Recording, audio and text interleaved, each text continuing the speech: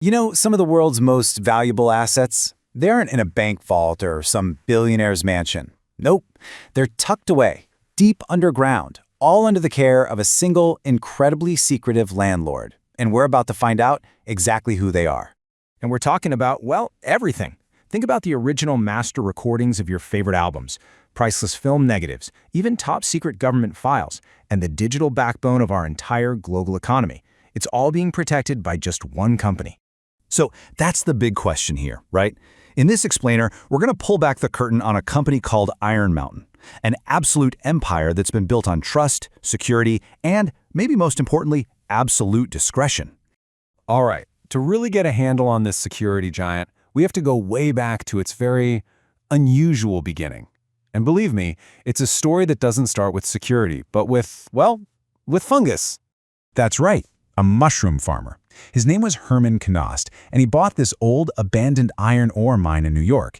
Now, he didn't buy it for security, he bought it because the cool, damp conditions were just absolutely perfect for growing mushrooms. But then, the Cold War came along and changed everything.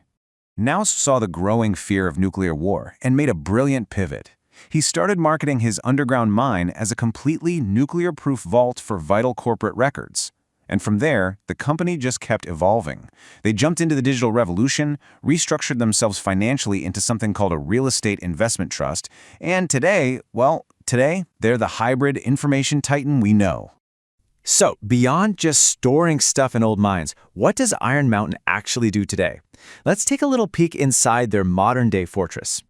You know, the sheer breadth of their services is what's so incredible. They literally manage the entire life cycle of information. They'll store your physical paper records, okay, but then they'll help you scan and digitize them.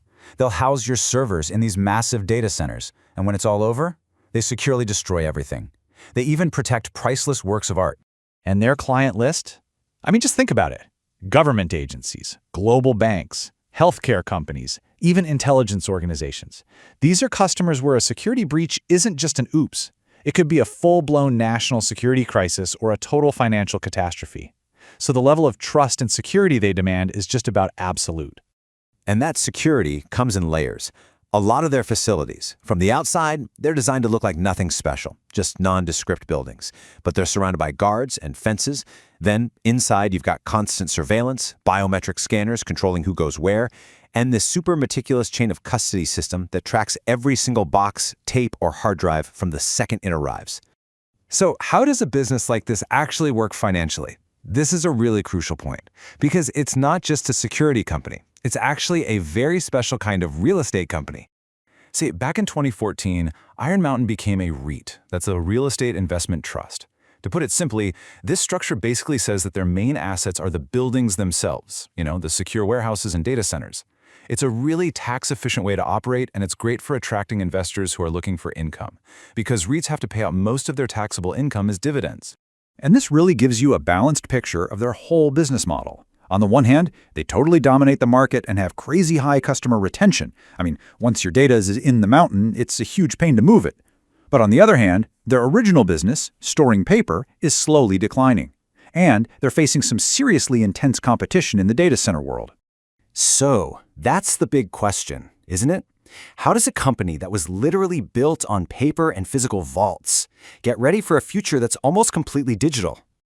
Well, their core strategy is all about leverage. They're using the steady, predictable cash that comes from their massive physical storage business, that's their bedrock, to fund this huge, aggressive expansion into the high-growth, high-investment world of digital services and data centers. It's a classic business pivot, really. So the end goal here isn't just to be a landlord for data. It's to become this essential partner that helps clients manage, analyze, and actually get value out of their information. Doesn't matter if it's a piece of paper in a vault or a petabyte of data in the cloud. And all of this leaves us with one last, pretty crucial question. In a world that's creating more data and more secrets every single second, and with cyber threats everywhere, the need for trusted guardians is bigger than it's ever been. The business of secrets is absolutely booming, and it forces us all to think about who exactly is holding the keys to the kingdom.